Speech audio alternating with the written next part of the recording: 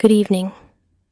Welcome to tonight's podcast, a quiet place for curious minds that don't want to rush into sleep just yet. Wherever you are right now, allow your shoulders to soften, your jaw to loosen, your breath to slow just a little. There is nothing you need to solve tonight, nothing demanding your attention. No urgency waiting for you. These moments are yours. As you listen, let the day gently fade into the background, like distant lights disappearing behind fog. You don't need to stay alert, and you don't need to fall asleep either. Simply rest in between. That calm, drifting space where thoughts can wander and curiosity feels safe.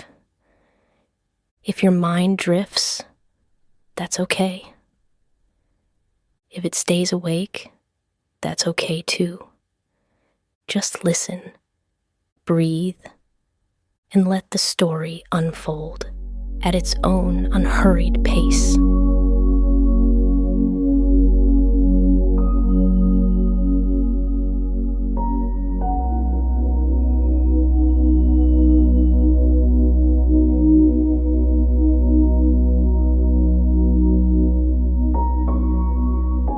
Tonight, we move slowly into the quiet corridors of the 19th century, a time of oil lamps, long shadows, and the soft rustle of starched cotton skirts brushing across stone floors.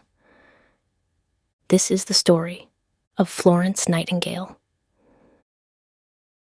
Florence was born on May the 12th, 1820, in the city of Florence, Italy, a place of pale marble, arched windows, and warm Mediterranean light.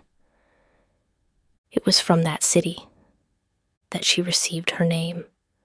Her parents, wealthy, educated, English travelers, returned to England soon after her birth. She grew up in quiet country estates, in Derbyshire and Hampshire, surrounded by green hills, long gardens, and the gentle rhythm of upper-class Victorian life. From the outside, her future appeared already decided. Marriage, children, a comfortable life. But inside Florence, something else stirred. From a young age, she felt what she described as a calling.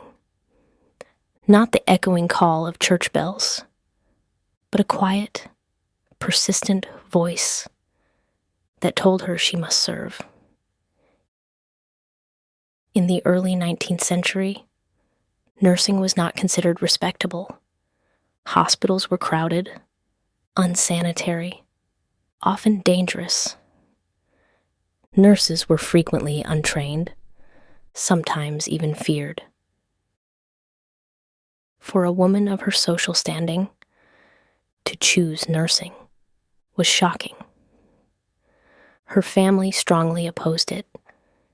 They believed she was destined for society dinners, not hospital wards, but Florence was steady, calm, unmoving, like a small flame protected by glass. She studied mathematics, a subject she loved deeply. Numbers, patterns, they gave her clarity. Later, those numbers would save lives. In 1851, against her family's wishes, she traveled to Germany. There, in the town of Kaiserswerth, she trained at a Lutheran hospital. She learned the fundamentals of patient care, sanitation, discipline. It was not glamorous. It was hard work, long hours, physical strain. Then, in 1854, war broke out. The Crimean War,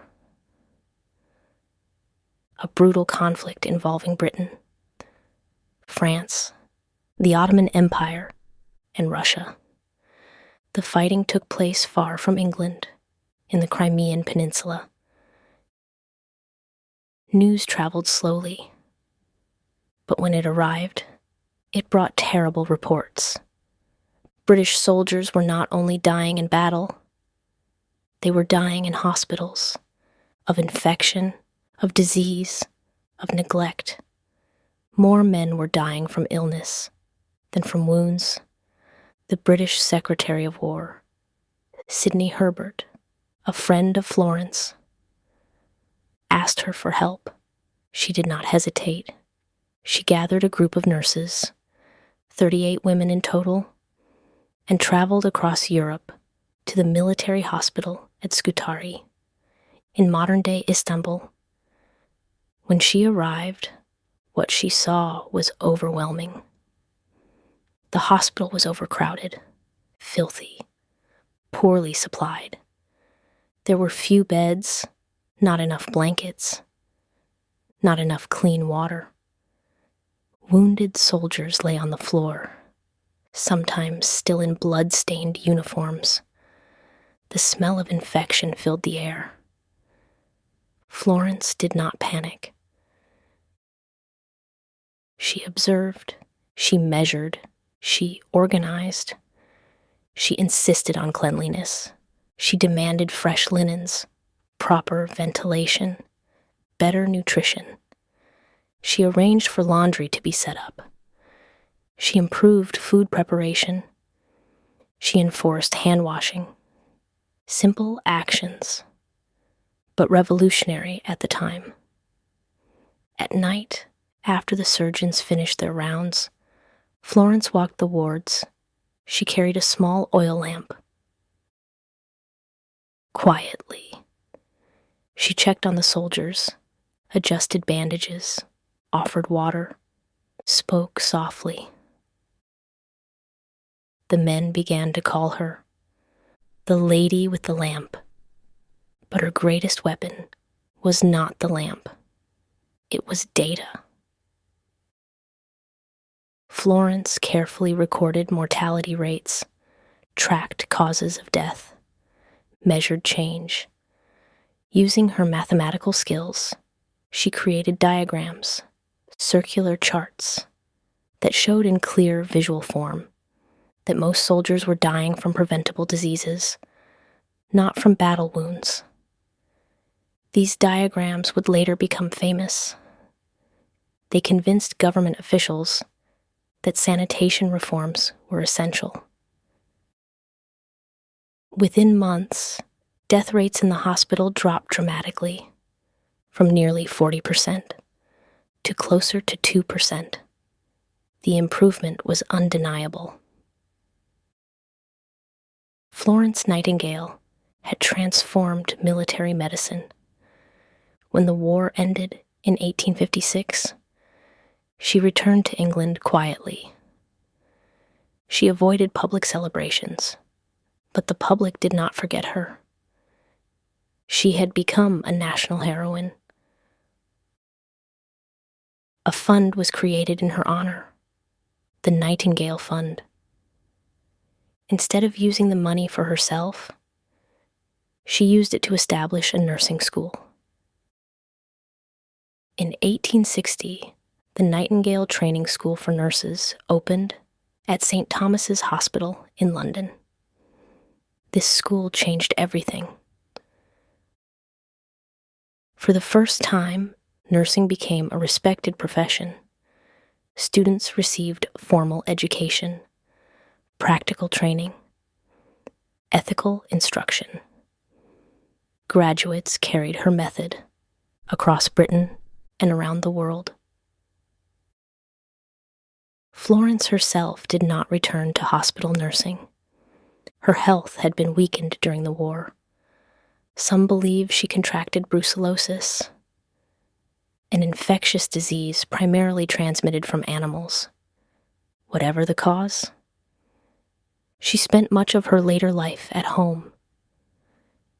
But do not mistake stillness for inactivity. From her bedroom, she wrote reports, letters, policy recommendations. She advised hospitals in India. She consulted on sanitation in rural villages. She influenced army medical reforms. Her pen became her new instrument. In 1859, she published Notes on Nursing.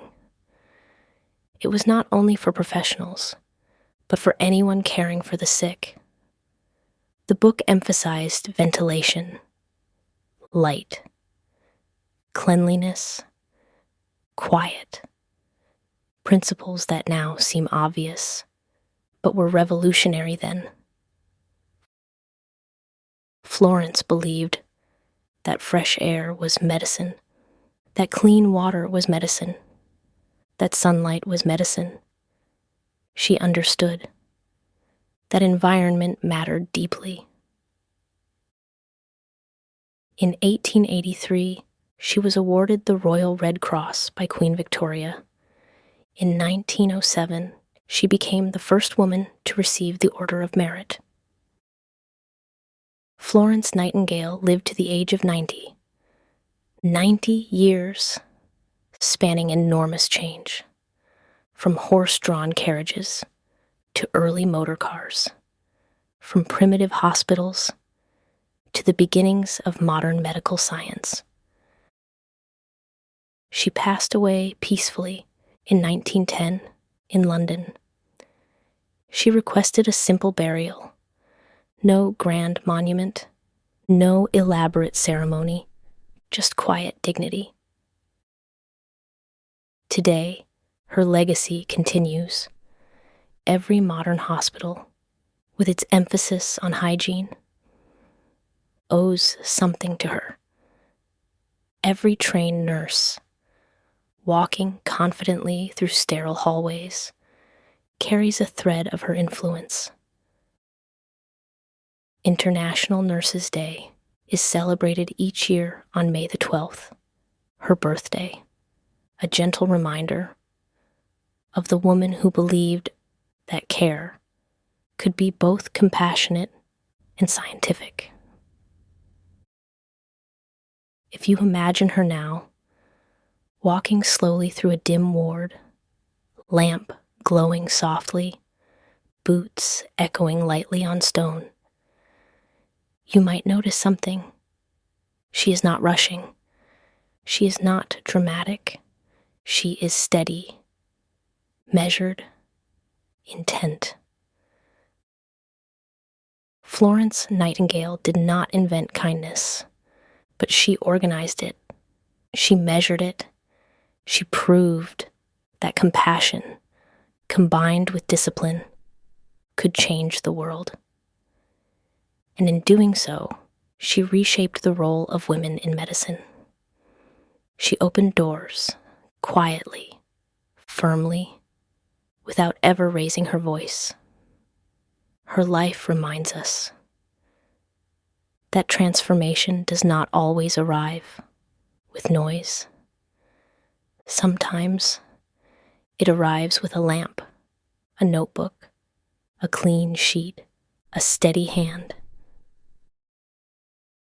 As we drift through the final moments of her story, imagine the ward growing quieter, the soldiers asleep, the air cleaner than before, the mortality numbers falling, one by one. Outside, the sea near Scutari, dark and calm. Inside, a small flame moves gently through shadow. Florence Nightingale, walking forward, step by step. And perhaps tonight, as you settle into stillness, you may think of her simple lessons. Open the window, let in light, keep things clean, move with purpose. small acts, done consistently, can alter the course of history. The lamp dims, the corridor quiets, and the story of Florence Nightingale rests gently in the night. Good night.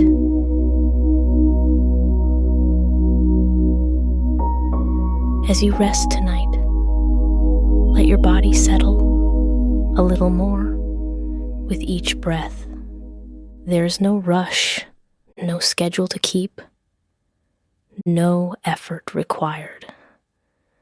Notice the surface beneath you, supporting you fully, holding you without asking anything in return. Even if today felt long, even if you feel tired, there's a quiet strength still present, steady, unchanging. If your mind begins to wander, that's perfectly okay. You don't need to guide it or quiet it. Just let the thoughts drift like clouds, slowly passing. Now imagine gentle waves, soft, rhythmic, rocking you back and forth. Each wave arrives and fades away, just like each breath, in and out. There is nothing you need to do now, nothing to fix, nothing to prepare for, nothing waiting for you. Only rest, only this moment softening and slowing. Let the story dissolve like the horizon at dusk, where sky and water blend until edges disappear and everything feels quiet. You may keep listening or drift gently into sleep. Either way, you are safe and supported. May your night remain calm, your breathing slow, your sleep deep. And as this voice continues, fading softly, steadily, you may simply rest, in rest and rest.